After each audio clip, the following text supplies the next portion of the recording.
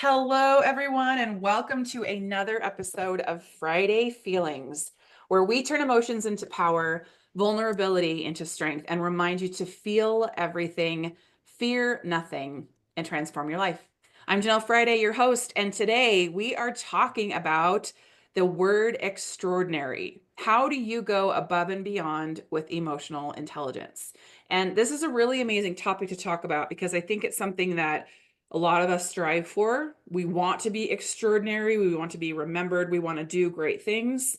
And I think oftentimes we relate that to the physical things that we do. But truthfully, under the banner of emotional intelligence, being extraordinary is a personal decision about the words that we use, about the choices that we make. And specifically in my life, I really really struggle with one area of my life and this topic. So the timing of today is awesome. I'm very excited to introduce my guest, Mr. David Bush. David, thank you so much for your time and for being here with us today. Oh, it's my pleasure. Thanks for having me, Janelle.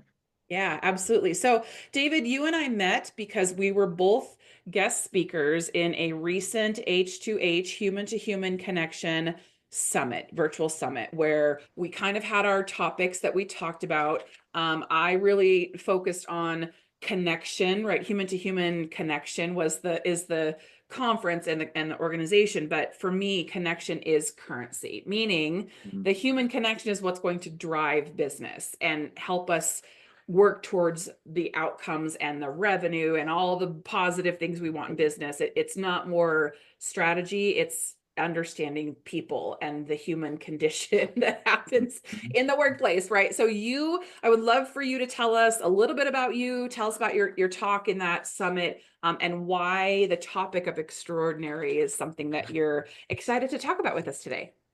Yeah, thanks again for having me, and super excited to talk about this topic. I mean, this is one of those things where I heard somebody say one time that, do what you love what you do, you never work a day in your life. Yeah. There's some debate on whether or not that could actually be your reality or not. But if you could say, David, if you could talk about, being extraordinary or living an extraordinary life and developing an extraordinary career or developing an extraordinary business, I'd say that is the thing that I love to do because it has done so well for me and I've seen it do so well for other people. So grew up, always thought I was going to play professional football, ended up kind of using the definition of extraordinary, which is to go above and beyond what's usual, regular, and customary. That's what Merriam-Webster's dictionary says about the definition. It's also defined as a second definition as exceptional to a very marked extent. And I wanted to live an Mm. extraordinary life. I wanted to have extraordinary success, and football is kind of like all the rage for me growing up. My grandfather played football, my dad played football, and I was one of the biggest grandkids that looked the most like my grandfather, who died at the LA Coliseum at an LA Rams football game of a heart attack when he was Oh my 47. So gosh. yeah, Wow. I was kind of the heir apparent. My grandmother, my mom, my cousins, they all kind of are like, hey, David's going to be the next football star. So that kind of became a little bit of my identity, a little bit of my calling, and I was good at it. So it was just one of those things that I decided to pursue, and got a football scholarship to go play football. Ended up going from college to arena football for 4 years. And then I suffered what I call a career-ending lack of talent, and I met my maximum performance level, and I got into the world of business, and that's where I kind of Mhm. shifted my focus from extraordinary success on the football field, which I had all the honors, I had all the accolades going up through high school and college, and played in 2 arena football championships. My 10 seconds of fame is I was the football center for Kurt Warner, who's had a great NFL career, went into the Hall of Fame and actually got a movie made about him. And I'm in Yeah, the I'm movie. aware. And I was a big fan of Kurt Warner. very nice. Yeah, so that's my Yeah, 10 seconds of fame. But I love that. shifted my focus into the business world and I took some of the same principles of going above and beyond what's usual, regular, and customary into my career. And then I had an epiphany that I wanted to go out there and help other people to design and live extraordinary lives and build extraordinary businesses. So in 2004, I started working with entrepreneurs and top sales executives who really had a passion for extraordinary success, both definitions. So they wanted to have success and significance. They wanted to build a career and a business that was successful. So that's what I've been doing since 2004. And then I recently acquired BDR.ai, which is a technology platform that helps business owners and top sales executives to buy back their life by automating repetitive tasks. So that's a kind of life journey. Been married for 26 years, got three beautiful kids, one ugly one. We don't talk about him much. Sorry if you listen to this later. No, I'm kidding. We got three kids, and I got one son-in-law and one grandchild. So yeah, that's I live in Pella, Iowa, beautiful middle of the United States. We call it God's country because only God knows where it's at on a map. And yeah, that's what kind of keeps me busy, and I'm excited to share some of the principles that have been helpful for me to, pursue both a Yeah. successful and significant life and build a successful business. I love that. Well, and one thing I really want to highlight here is I listened to your story. Um, I talk a lot about this concept that we seek to reproduce that which we know to be normal. Something that my mom said to me a long time ago that stuck with me. Your normal was seeking excellence, right? Mhm. Because you were raised that way. You were raised in that mentality. You had an example that you chased after.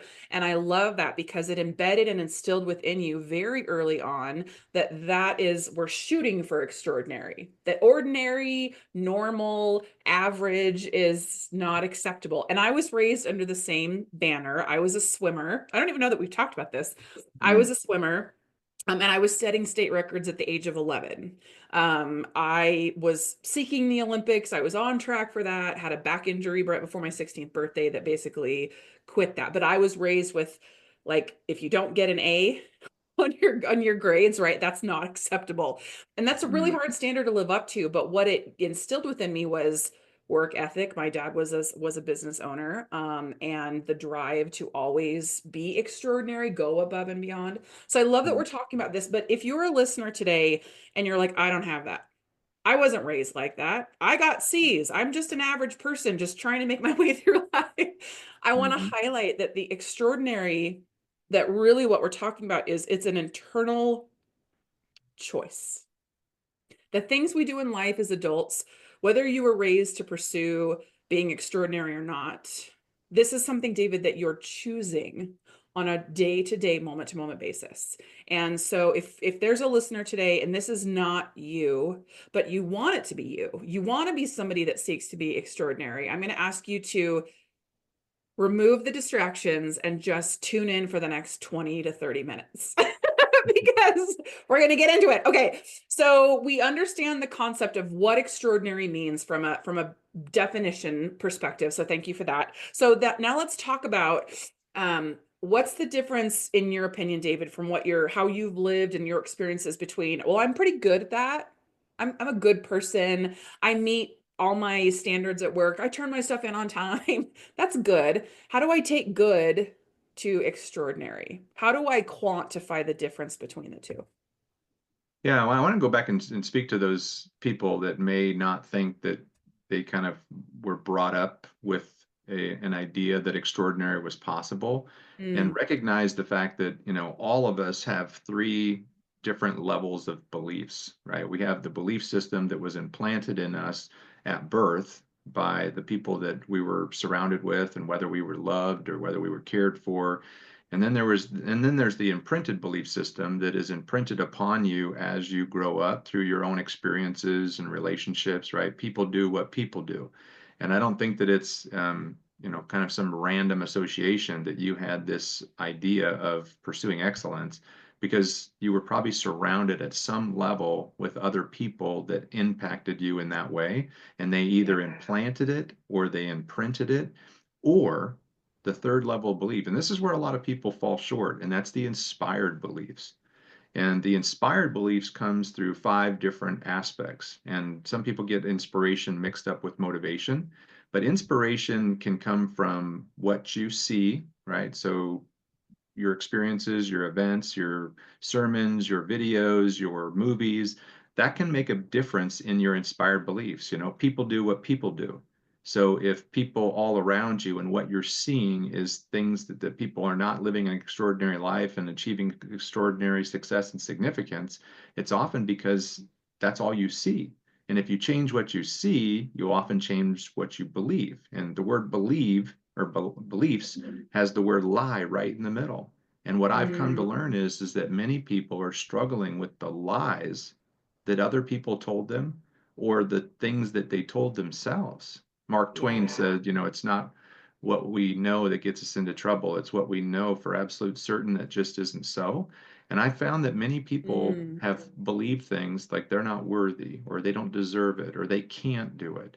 And a lot of that comes from their implanted and imprinted beliefs. But if they'll spend yes. time in inspiration, which is visual, like watching, listening, reading, writing, like journaling, and then talking about it, whether they're talking to themselves or talking to other people, just like you and I, this conversation of communication on a topic that's extraordinary is going to lead us to different belief systems than if we never had this conversation. So, all five of those things can change your life and your opportunities dramatically if you'll allow them to. And if you'll spend time consistently doing them, you'll have a Mm, totally different outlook on what's possible and whether you're deserving or not, because it'll change you. So I just wanted to yeah. address that. So I'm sorry if I. I'm so glad you did. And I want to key in on just one thing that you said that I've highlighted in many podcasts. So if you're a listener, you've heard me say this before. All of this requires action. If you Mm, think you can watch a movie and things are just going to get better, I'm sorry, but you have to get out of your head. You've got to get out of what you're thinking, how you're feeling, and physically do something, right? Because we get caught up in our minds and our minds can create reality based on the thoughts that we have. And so, if you're like me and growing up, your internal subconscious messaging was, I don't matter. Right. Because of my circumstances, I can continue sitting in that mindset saying, well, it's not my fault, or I can make a choice to choose and think differently. And how you're going to rewrite that internal tape that's playing, that's telling you you're not good enough or telling you that you can't or that you're not worthy. There has to be action in order for things to change. So that's just a caveat. Okay, so we understand the difference here. We've kind of talked through that. So then how are you finding your choices every day? Are you getting up and making a decision? Do you have maybe a routine that you go through that keeps your mind on the path of extraordinary? yeah. Well, that goes to the next step or the next area that I find is a major critical success factor. So, motivation and inspiration is the first step. The second step is the mindset, right? And Carol Dweck's book, Mindset, on shifting from a fixed mindset of my circumstances are fixed, my situation is fixed, who I am is fixed. I am who I am. I don't have the capacity to grow, to a growth mindset that just is open and curious, is asking the question, how can I? Who else has done what I wanted to do and how could I mimic their success? And when you start shifting from the fixed mindset, which is not easy, right? Because you No. have all these implanted and imprinted beliefs, and the inspired beliefs are oftentimes weaker than those previous experiences because you have these, as Dr. Daniel Amen or Amen, I don't know how you pronounce his name, he has this whole thing about ants, the automatic negative thoughts. We're constantly plagued with automatic negative thoughts that just drift us down into the drama triangle, and we can't stay there. So we have to decide, and decide is to kill off. So decide, IDE, herbicide, homicide, pesticide, it means to kill off, right? So when you make a decision and you decide to stop living an ordinary life or stop being ordinary in your relationships or in your health or in your finances and in your business or career, you kill off the option to not live an extraordinary life or to not have Mm, extraordinary care. You make it a daily decision, and the more you decide to do it, right? First we make our habits, and then our habits make us. And so if you yes. spend time Yes. making those decisions that are to go above and beyond what's usual, regular, and customary. So if I was to just take one aspect of life, like health, what did you do the last week or the last month or the last quarter? Did you eat more calories than you burn? Did you drink, not enough water? Did you not move enough? Like, could you just take what you have done in the last 30 days and say, in the next 30 days, I'm going to go above and beyond what's usual, regular, and customary. And I'm going to do that consistently for 30 days. And I'm going to focus on how can I do it? Who has done it? I'm going to start thinking about watching, reading, listening, writing, and talking to people. And then what happens is that that mindset begins to shift where that's a new kind of normal. I love that phrase of like creating a new normal because normal is normal, but you can Yeah. always change normal by just Yeah.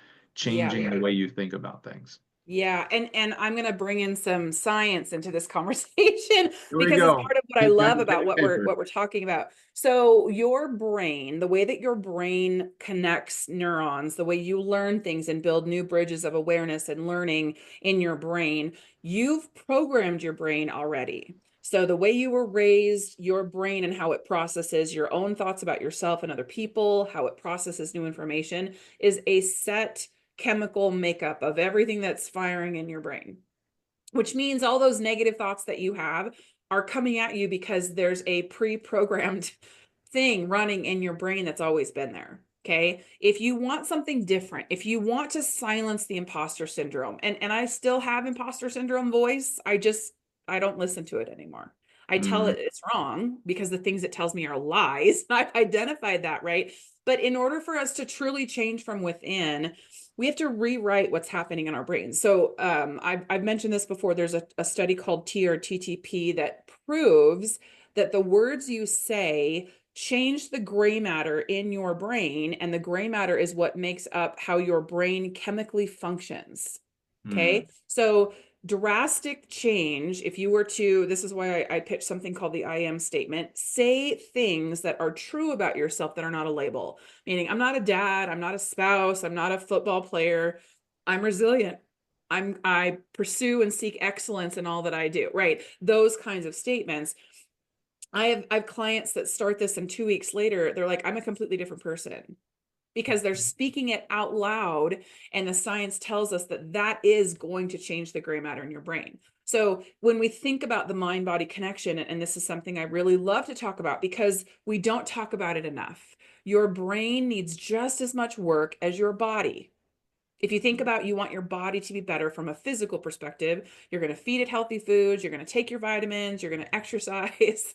But those exercises and different methods for your brain are just as important. And one of those exercises is to speak out loud those positive things, those things you're grateful for, saying please and thank you, telling the people that you love them, right? mm, We have to start understanding that if we start to treat our brains with the same level of care that we treat our bodies, that's how we're really going to create and affect lasting change.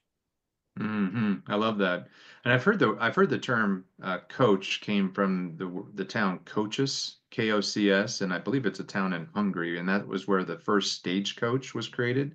And so I've heard the analogy where if you think about an old-fashioned stagecoach and you've got this person that's a driver of the coach and you're a passenger in that coach, is that if you want to stay on a path of ordinary, not going to a place that you want to go.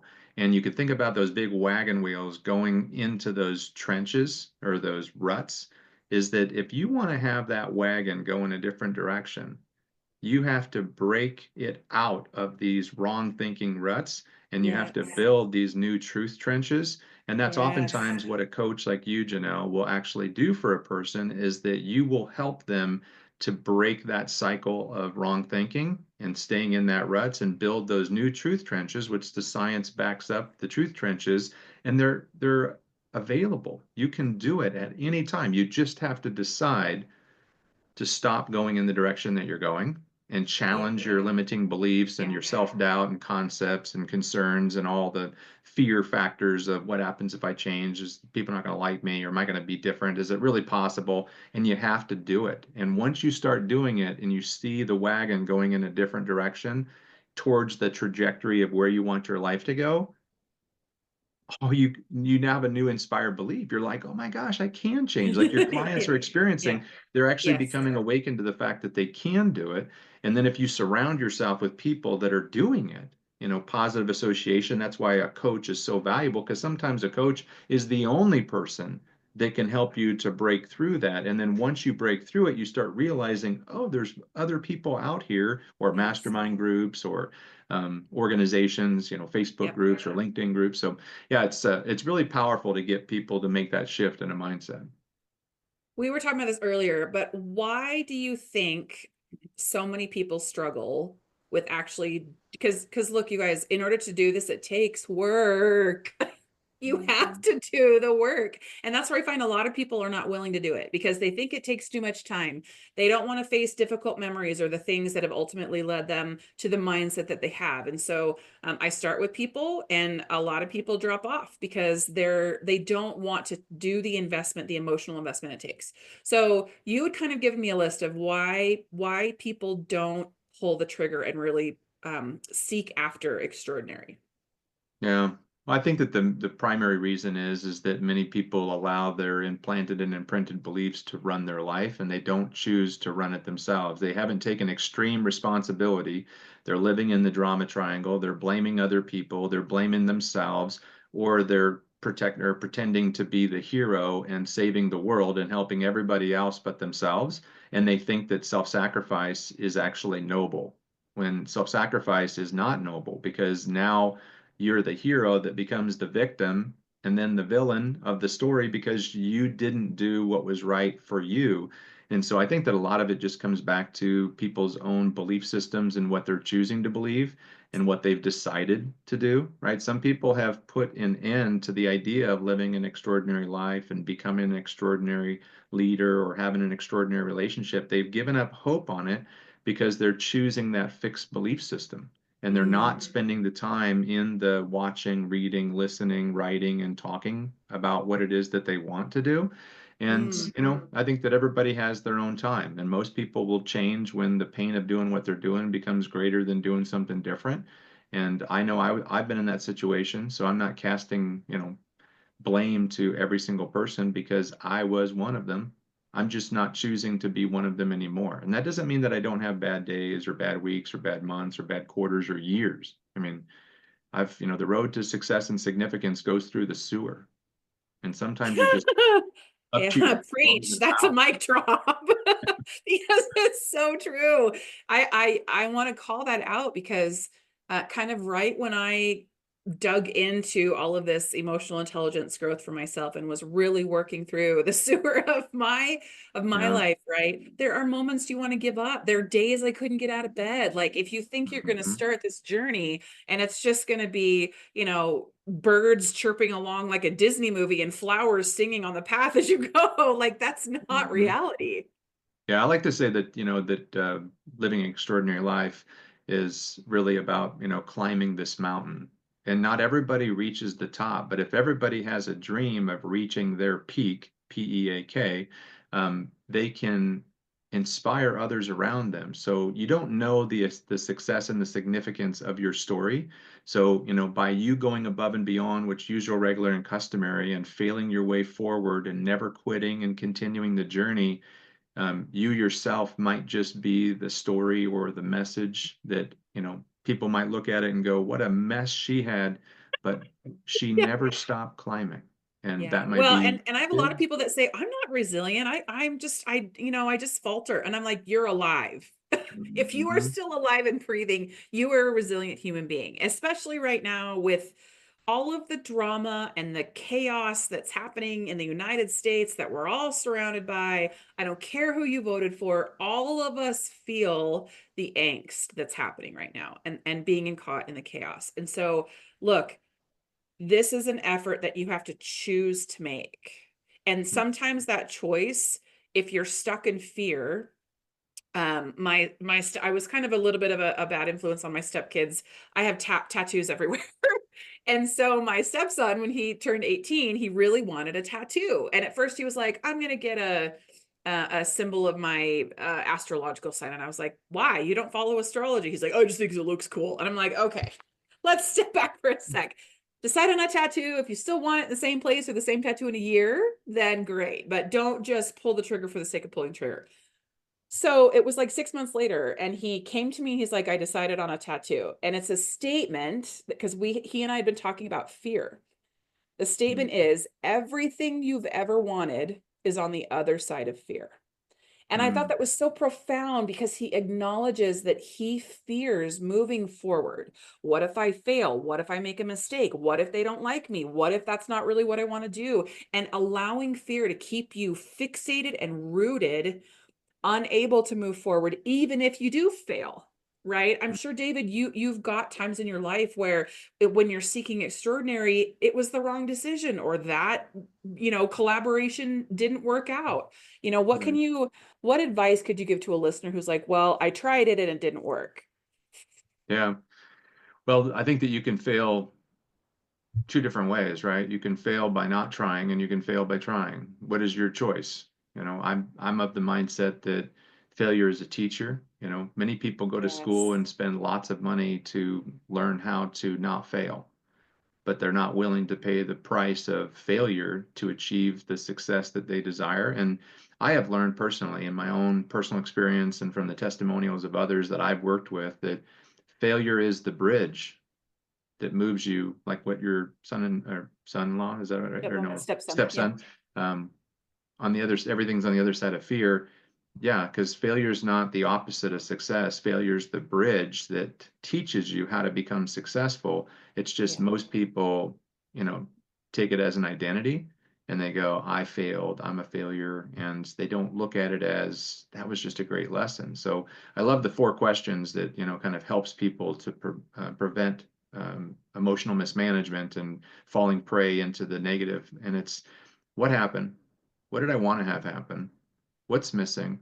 And what's next? And if you ask those four questions every time you fail or every time you fall short, no matter what it is in life, whether it's, you're trying to make some healthier choices or you're trying to improve your relationships or you're trying to get a better job or get a promotion or whatever, it's just what happened? What did I want to have happen? So don't put the story with it, just put the facts with it. And then ask the question, what's missing? And then the other question that a lot of people don't ask is, what is it that I don't know that I don't know? And that's why working with a person like you, Jenelle, can help awaken people to what it is that they don't know that they don't know. Because many people say, and I don't know if you've ever said this, I know I have, I know what I need to do. I just need to do it. Or I've tried that before and it didn't work. Okay. Yeah. If you ask the question, what happened? What did you want to have happen? What was missing? Was it motivation? Was it mindset? Was it a skill set? Was it action? Was it support? Was it technology? Like, what was it that was Mm, missing from this equation? Because if there's other people that have done what you want to do, you can do it too. You just yeah. have to replicate it. Yeah. So, I want to maybe talk about, as we get close to time here, how can you help someone recognize when they're operating in average mode? Right? If there's a listener on the call today and they're like, I want that to be me, I want to seek extraordinary and do better, but I kind of just feel rooted where I'm at. What tactical takeaway or advice can you give to a listener like that today? So I always look at your calendar has to match your goals. Your calendar has to match your desired outcome. So if I was to go out there and do an investigation, so I played football and they, videotaped everything that we did at a high level, right? And so every day we would typically have some time where we would watch film of what it is that we did and what we didn't do, and we would make corrections that next day. So if I was to take a video camera and I was just to go back and look at the first quarter of this year, would I see evidence that match your desired outcome? Or would I see a lack of evidence? And it's simply up to you. If you have a desire of in your heart to be something, to do something, to have something, and your calendar doesn't match your goals, then that's where we can start. That's your current reality. You are where you are. So, what is it today that you can start doing that matches your motivation level? So, a lot of times when we get frustrated, it's like, here's our current reality. We're at a certain level on a scale of, 0 to 10. If we're at a 5 in motivation, well, we have to have an action that matches that motivation. We can't have a 10 action that doesn't match with a 5 motivation. We either have to increase our motivation to do that action or we have to decrease. And this is where a lot of people miss. They don't realize the simplicity and the complex benefits of doing things that are simple, like James Clear talks about, right? Just starting, the Atomic Habits author says, just start with a habit that you know you can complete without fail, like something so simple, so easy that you wouldn't have to think twice about it, but that you know that it would move you in the right direction. Start there and be consistent with that habit for a week or 30 days and do habit stacking where you just start improving one step at a time. And I'll just wrap up with this and say, Jim Rohn, one of my favorite authors, he says, if you're in a pit, the first thing to do to get out of the pit is put down the shovel. Stop digging, stop digging your Yes. your depth, because that's what most people are doing, is that they're Yeah. continuing to dig a ditch rather than Mhm. just dropping the shovel and then, looking up to the sky and saying, what is it that I want to be, do, and have? And why is it important to me? And when could I realistically accomplish it based upon the success of other people and based on a reality that I know to be true?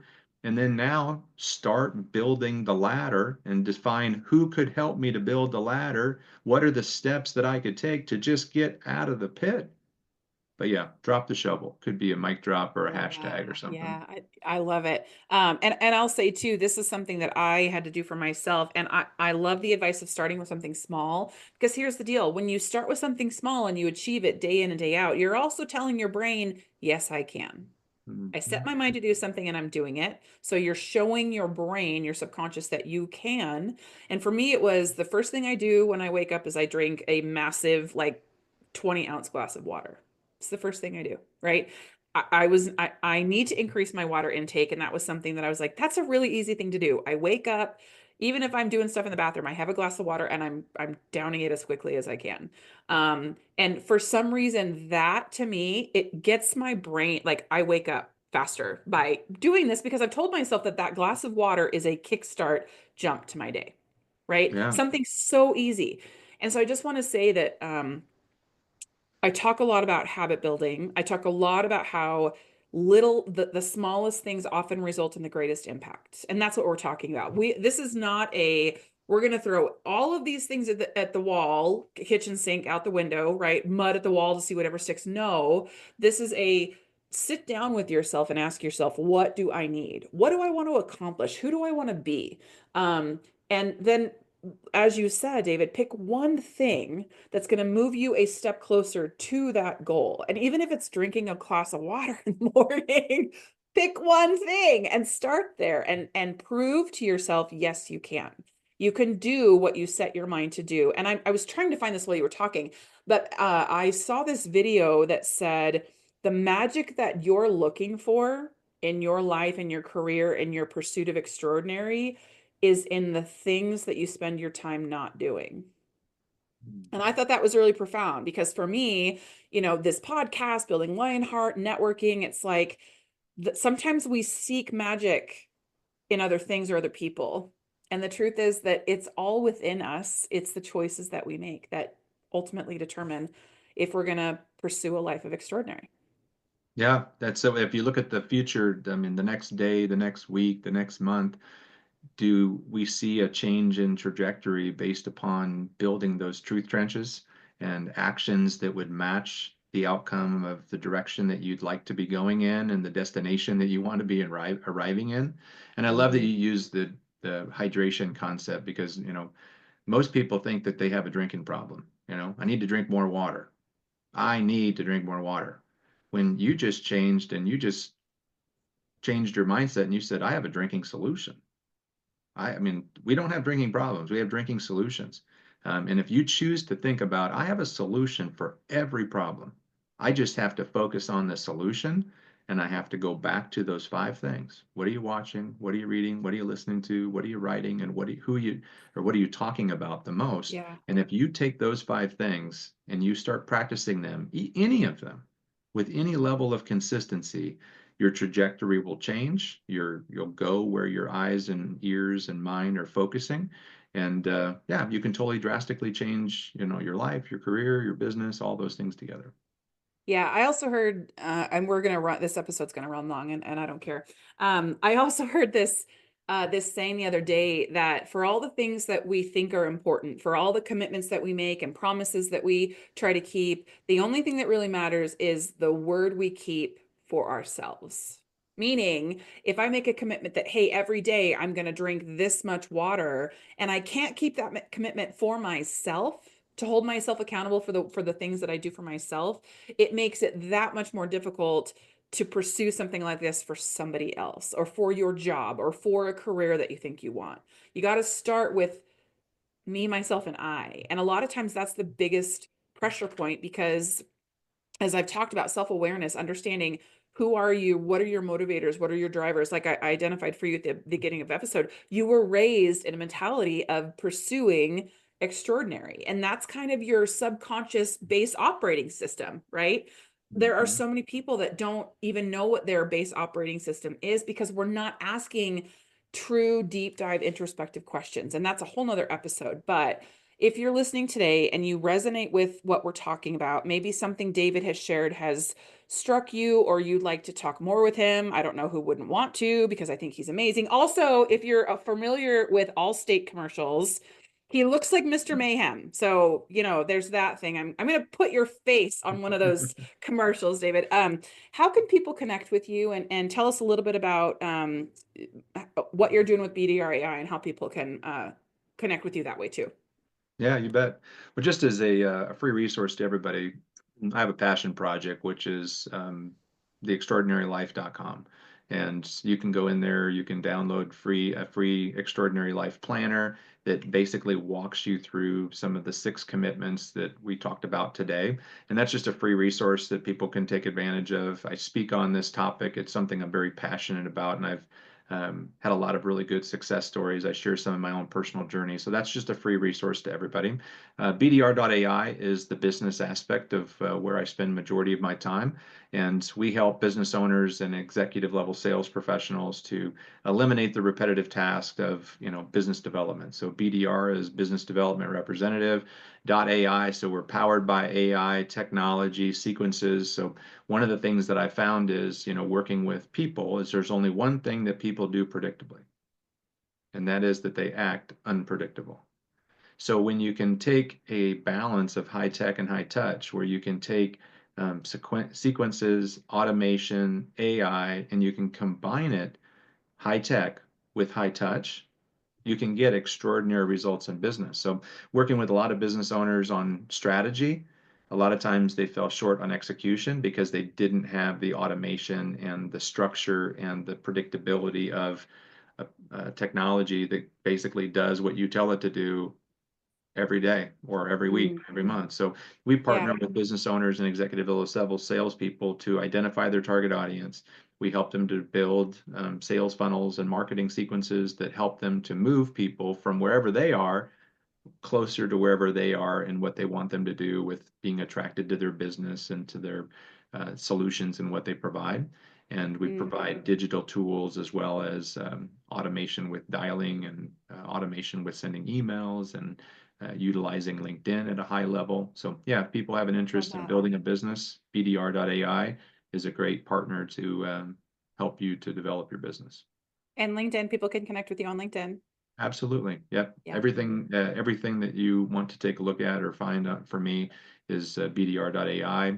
You can also find a lot of the resources and information. If you're more interested on living an extraordinary life and going above and beyond what's usual, regular, and customary, and you don't have any interest in a business aspect or sales, theextraordinarylife.com also has a lot of information. I love that. Well, this has been an extraordinary conversation, David. I really appreciate your articulation of things that sometimes it's hard to put to words, and I think you do that very well. I also appreciate your transparency and vulnerability today because we're talking about things that I think we need to talk about more often to encourage our neighbors and our friends and our colleagues and our families to seek extraordinary, even if it's a moment to moment motion decision. I am someone who I want to be better than I was yesterday. For me, that's the definition of extraordinary, going above and beyond is continually getting up and thinking, okay, what can I do today that I can do better than I did yesterday, right? What conversation can I look back on and think I probably could have handled that better, or right?